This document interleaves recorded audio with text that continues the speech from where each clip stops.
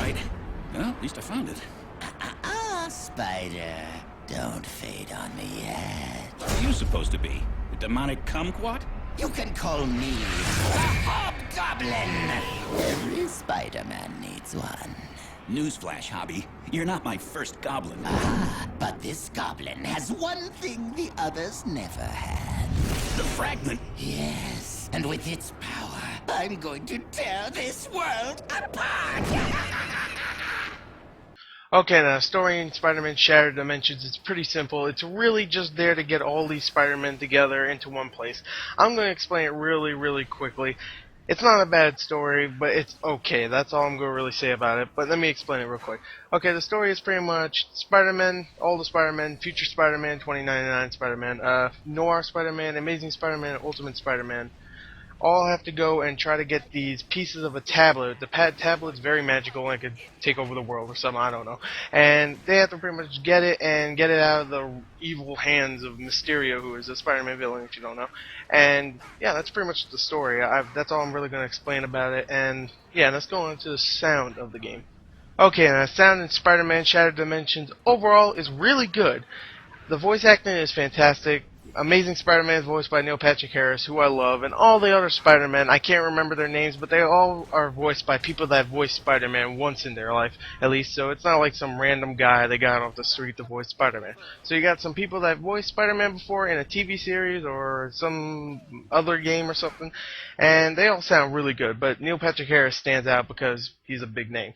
You also have Nolan North, who plays Deadpool, which is cool. You have other voiceovers. You got characters like the Vulture. You get Hammerhead. You get a whole bunch of other characters, let's just say, and they all are voiced very well. And the sound effects overall are really good. The attacks Spider-Man does, each Spider-Man, really cool.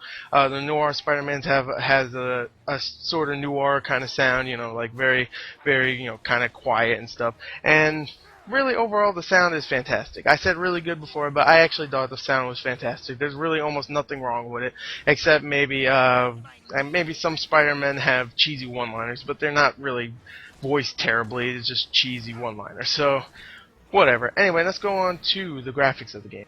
Okay, now the graphics in the game overall are fantastic also, because most of it's actually cel-shaded. Now, not everything's cel-shaded.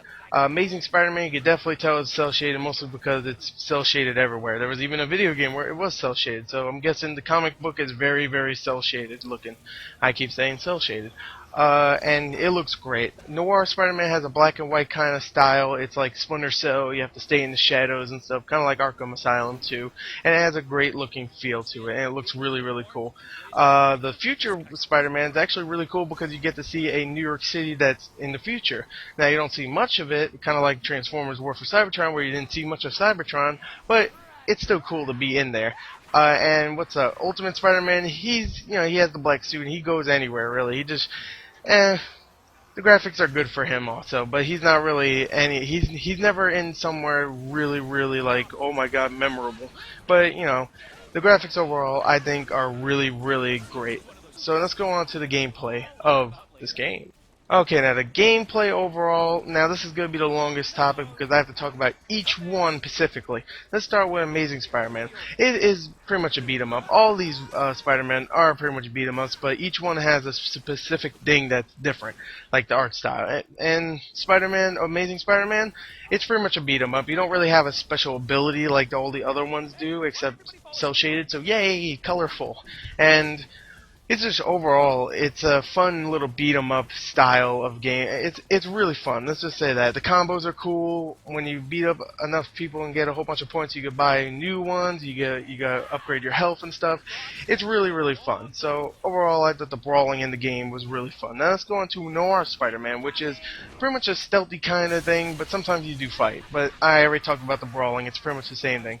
You get the shadows, and that's Noir Spider-Man's specific thing. He goes to do takedowns, which when people aren't looking, you could go take down someone and like I don't know, throw them against a wall, web them there, and go and take care of all other people and try not to get spotted.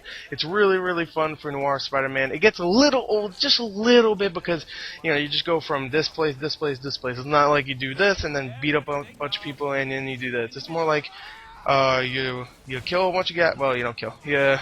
You beat up a whole bunch of, well, you do stealthy stuff to a whole bunch of guys, and then you go here, do a whole bunch of stealthy stuff to some guys, and then save a whole bunch of civilians by doing a bunch of stealthy stuff to some guys. So it's pretty much the same thing over and over again, but it's still fun nonetheless.